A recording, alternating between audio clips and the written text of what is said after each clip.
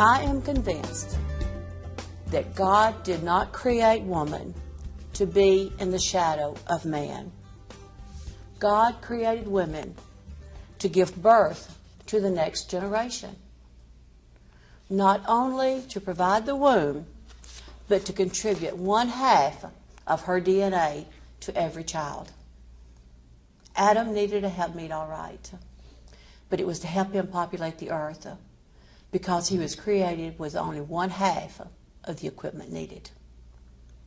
Eve's full part in this population of the earth was not known until recent years. It was 1928 when the first human ovum was seen. Up until that time, nobody knew exactly what it was that a woman contributed to a child. That was a full 8 years after women were given the right to vote that we were finally able to see what happened inside a woman's body. From the very beginning with Adam, we all knew what men had to contribute.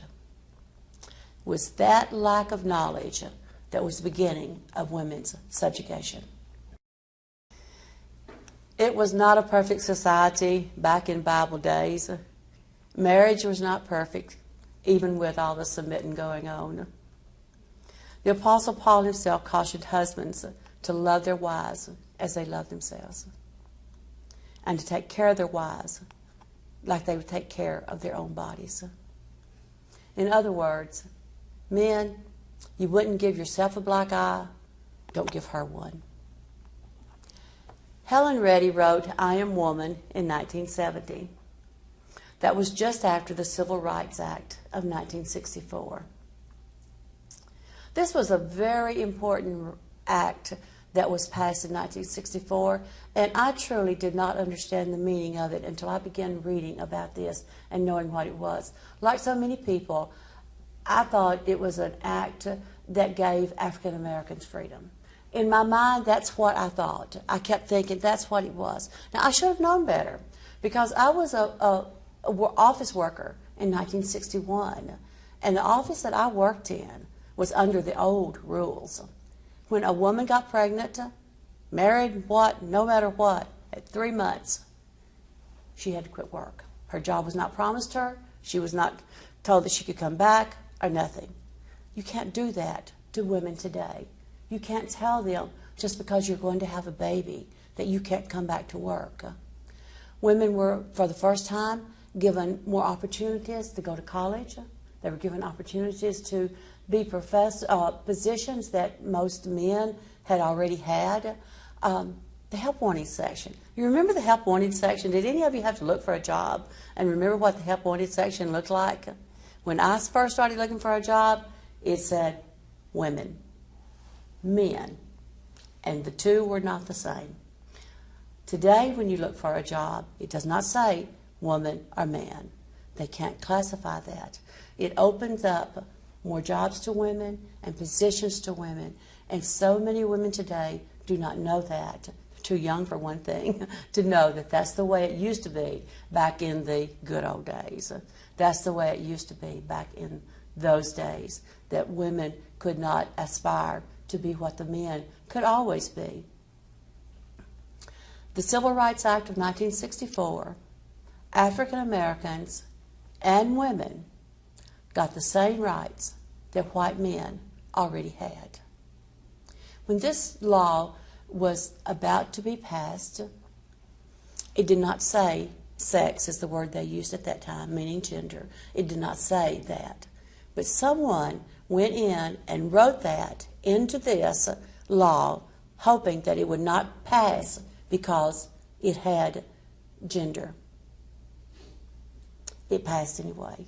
And so that is the Civil Rights Act of 1964 that we can all be very, very proud of what's happening. Well, we got the same rights that men had. Women began doing things that men were already doing. It wasn't all good. You remember the 60s and the 70s and some of the terrible things that happened to men and women. Women had to go to the courts to get the freedom that was given them by the Civil Rights Act. They had to fight for everything that they got. When someone has the power, They don't give it up easily. They don't suddenly have a conscience and realize that what they've been doing is denying you this right to do it. They don't suddenly decide that. It has to be fought out in the courts, or it has to be fought out in a greater audience, a greater arena. And that's what happened for the Civil Rights Act. This freedom that women got, it began to be reflected in the churches. Some denominations began calling women as deacons and as pastors. Not many, but some did. They had their fight among themselves and in their own congregations, but it did win out that women could become deacons and pastors in some denominations. But with conservative people, this was going too far. In 1987, the Danvers Statement, but 1988, a group of conservative Christians met and came up with an organization called the Council on Biblical Manhood and Biblical Womanhood. I really wish they had given it a shorter name. It sounds pompous. It sounds ridiculous.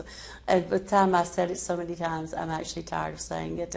I don't know what they call themselves. Probably the righteous ones. I'm not sure what the short name that they go by when they're referring to themselves. This council and what they came up with would put a stop to the feminine heresy that they feared was changing the churches. They claimed that they had the desire to hold on to family values. They determined to, and I'm going to quote, it's long and it's long and you have to follow what they're going to say. They use words, very many words. Quote, set forth the teachings of the Bible about the complementary differences between men and women, created equally in the image of God, because these teachings are essential for obedience to Scripture and for the health of the family and the church. Unquote. Now that sounds worthy.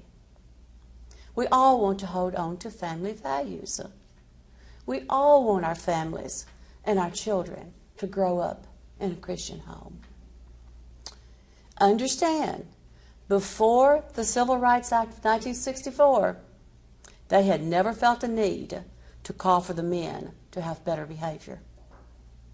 It was just when the women started claiming their rights that they suddenly felt they needed to get the women back in control. The problem is it sets men above women. It gives men almost godlike powers in the home and in the church, while holding women to certain roles which they decided that she's fit for.